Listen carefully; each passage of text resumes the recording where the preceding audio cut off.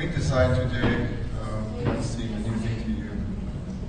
I believe that the next generation of architects, designers, and engineers will do green design as second nature to them. So maybe not for my generation, because none of us are brought up as green designers. We have to learn it. I'm going to talk a little bit about some ideas. There's so much to talk about, and so I can only give you a segment of some of the things I've been thinking about for the last 20, 30 years.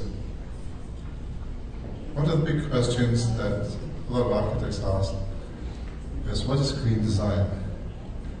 And for many architects, engineers, and planners, they think it is an accreditation system. And there are many accreditation systems in the world. You have the YEANG in the UK, you have the LEED, you have the Max, Green Stand in Australia, and even the Index in Malaysia. Now, many of us will say that yes, if I get green mark or green accreditation platinum, then we have a green building.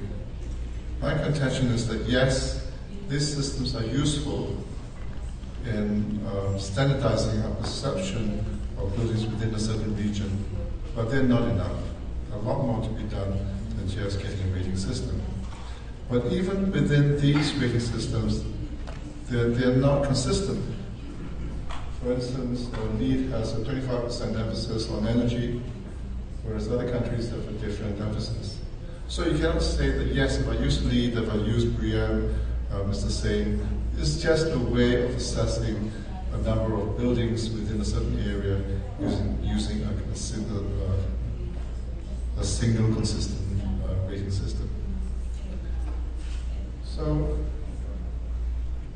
other architects may say, yes, the green design is about zero energy, carbon neutral, use of green materials and so forth. Yes, all these are important factors, but we need to have an overall framework in order to look at green design. So that was one of the main preoccupations that set me thinking about green design. And I contend that green design ultimately has to do with the earth, has to do with the biosphere, has to do with our impacts as human beings on the earth, and how can we mitigate. Well, the environment is not just the natural environment, it consists of ecological systems, consists of the biosphere and the climatic process, energy, material resources, and also includes the existing built environment. Now, our built environment is everything that we make into as human beings. It's not just buildings. Everything, refrigerators, roads, ports, toys, clothes, etc. And all these things that we make as human beings have a life cycle. That means, the first time we make it as an impact environment,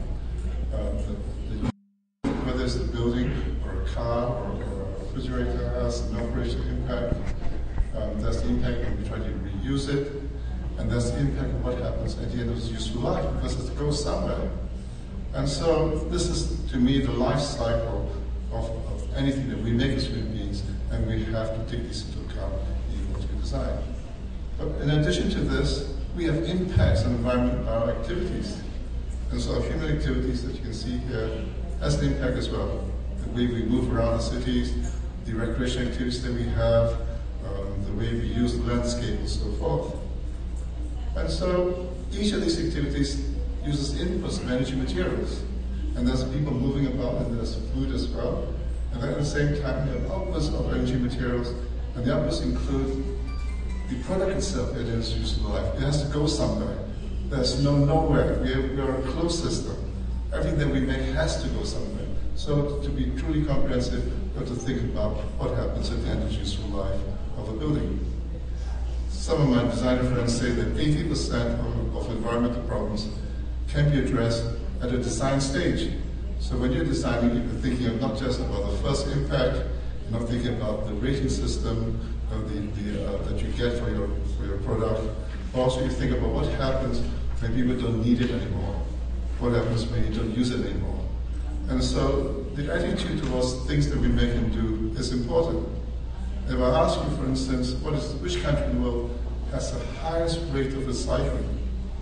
You say maybe Germany and maybe the US, but no, you're wrong. The country that has the highest rate of recycling is one of the poorest countries in the world, that's Bangladesh.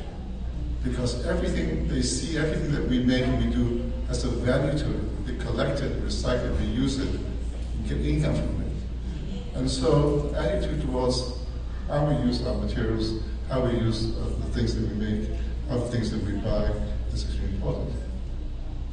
And at the end of the useful life, the output has to be reused or has to be reintegrated back in the environment. We cannot just assume that everything that we make and we do will go to the landfill and it's covered with and it's all over. No, we have to think about how to reintegrate it back successfully, seamlessly, benignly back in the environment. Now, that is a simple diagram. Now, if you expand this, you can see how complex it becomes. I mean, this is only part of the problem. But what I'm trying to say with this diagram is that green design, green master planning, green engineering is a lot more complex than people think it is. We don't even have the quantification for all these. And each of these have impacts, each of these have implications in the environment. And this shows, in effect, that green design is still very much in its infancy, and there's still a lot more to be done before we can say we have a truly green Earth, or a truly green planet, or a truly green environment. And so in a nutshell, what you see here is a model of what green design is about. That we have to think about the environment, and think about the building system, the build system that we make and we produce. We think about the inputs, energy, materials, and we think about the outputs, and how we can close the loop as much as possible. And that sounds awfully complex. But actually, if we simplify, it's just basically three things. Us human beings, our built environment, and nature, and how we can make this into a benign, seamless way that will not have devastation on the natural environment. Now, ecologists, as the young lady earlier on said, sees the Earth as covered by this thin film called the biosphere. And biosphere is where living organisms exist. And within the biosphere, there are units which we call ecological systems, and ecological systems consist of units of animals, communities of plants and animals, and a physical environment. And if you like, an ecological system is defined as consisting of organic, biological constituents and physical constituents acting together to form a whole. This holistic property is extremely important because this is what differentiates nature and organisms from machines.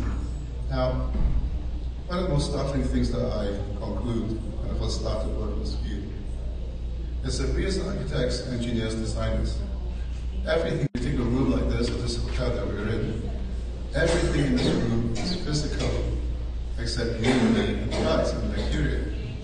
So where is the organic constituent? And so one of the first things I tried to do in my early work is try to see how we can make everything that we do as a living system. We try and integrate the organic aspects with the inorganic aspects.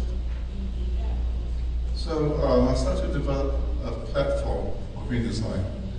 And so somebody was talking earlier on about how could we make Lima into an eco-city. This is an idea that I have. It's a platform for green design in the same way that, for instance, Google is a platform for information gathering, for discovery, and for entertainment. This is a platform that I've devised for green design. I call it the eco-infrastructure approach to green design.